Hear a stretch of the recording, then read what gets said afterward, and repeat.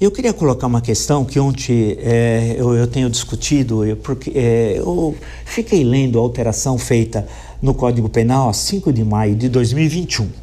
E por que eu faço questão das datas? Tem gente que não entende isso. Uma vez teve você fica falando de datas, sem cronologia não há história. É uma coisa, senão você cria um anacronismo. Então, precisa explicar, tem pessoas que não entendem. Então, quando eu falo 5 de maio de 2021, é porque foi no governo anterior, de Jair Bolsonaro, quando o presidente da Câmara era Arthur Lira. Então, portanto, não é nenhuma conspiração de Hugo Mota com o presidente Lula, e o presidente do Senado também não era Davi Alcolumbre, era o Rodrigo Pacheco, por sinal que tem uma sólida formação jurídica.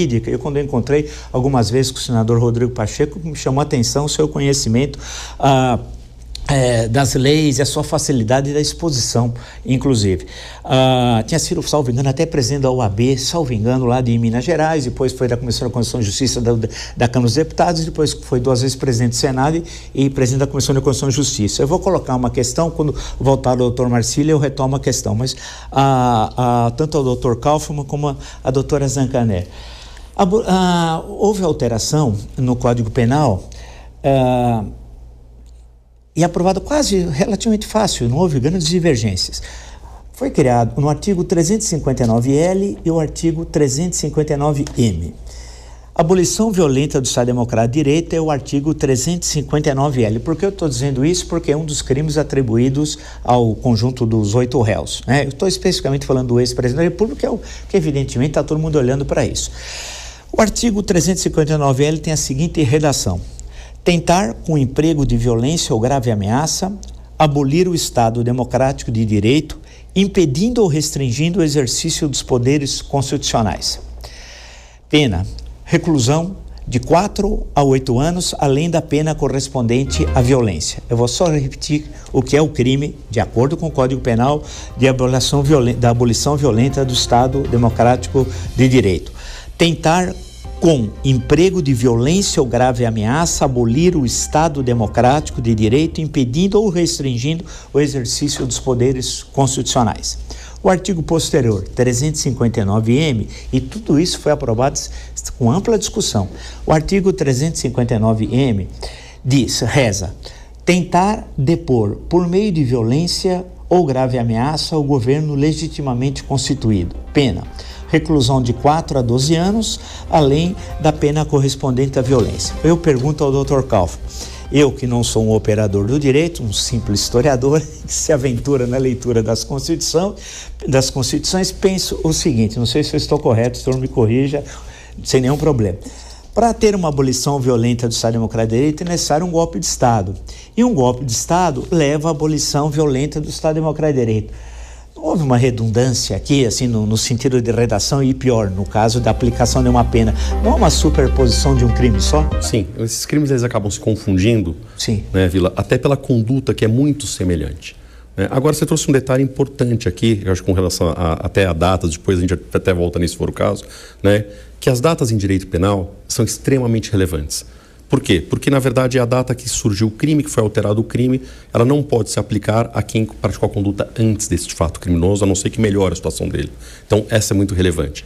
E nesses 2 crimes, eu acho que tem um ponto fundamental que está tendo pouca discussão nesse sentido, que o crime não é você conseguir alterar o Estado Democrático de Direito ou depor o Estado Democrático de Direito, é tentar. Mas essa tentativa, ela não é uma tentativa de cogitar, é uma tentativa mediante violência ou grave ameaça. Então, a violência e a grave ameaça, elas fazem parte do crime, parte do núcleo. Então, quando a gente tem um crime, ele está descrito no Código Penal, tá? Com todas as palavras que devem ser utilizadas para a interpretação desse crime.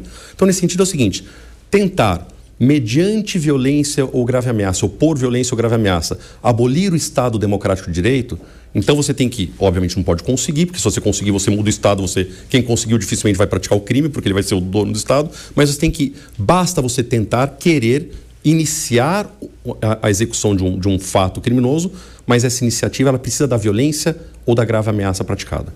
Então, este é ponto relevante que acho que tem que ser trazido para essa discussão sobre os fatos praticados aqui.